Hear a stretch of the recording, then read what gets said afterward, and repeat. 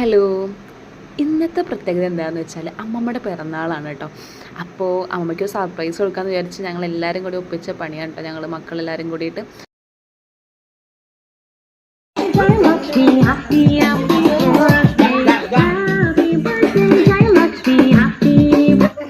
ചെറുതായിട്ടൊന്നും പാളിപ്പോയി, പാടി എന്നും പോയി.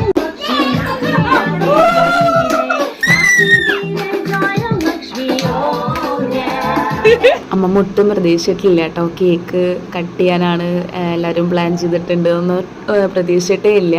സത്യം പറഞ്ഞാൽ ഭയങ്കര സന്തോഷമായിട്ടോ അമ്മമ്മയ്ക്ക് അങ്ങനെ കേക്ക് കട്ട് ചെയ്യണം, ഗിഫ്റ്റ് വേണം അങ്ങനെ ഇതൊന്നുമില്ല കേട്ടോ. അമ്മമ്മയ്ക്ക് എല്ലാവരും കൂടി കൂടണം, മക്കളെല്ലാവരും വരണം, ഒരുമിച്ചിരുന്ന് ഭക്ഷണം കഴിക്കണം. ഇന്ന ഭക്ഷണം എന്നല്ല, എന്ത് ഭക്ഷണമാണുള്ളത് അതെല്ലാവരും കൂടി ഇരുന്ന് കഴിക്കണം. അമ്മമ്മയുടെ ഏട്ടൻ വരണം, അനിയൻ വരണം, അവരുടെ വൈഫും മക്കളും എല്ലാവരും വരണം. അങ്ങനെ എല്ലാവരും കൂടുന്നതൊക്കെയാണ് കേട്ടോ ഇഷ്ടം.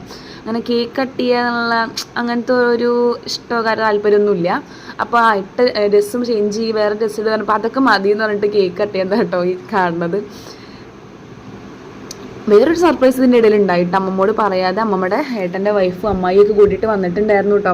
അത് അമ്മമ്മയ്ക്ക് ഭയങ്കര സർപ്രൈസ് ആയിട്ട് അമ്മമ്മ ആരോടും മിണ്ടാതെ ഇരിക്കുകയുണ്ടായിരുന്നേ പിറന്നാളാന്നുള്ള കാര്യം ആരോടും പറഞ്ഞിട്ടൊന്നും ഉണ്ടായിരുന്നില്ല. പക്ഷെ ഞങ്ങളത് കണ്ടുപിടിച്ച് സർപ്രൈസായിട്ട് കേക്കൊക്കെ കൊടുത്തു കേട്ടോ.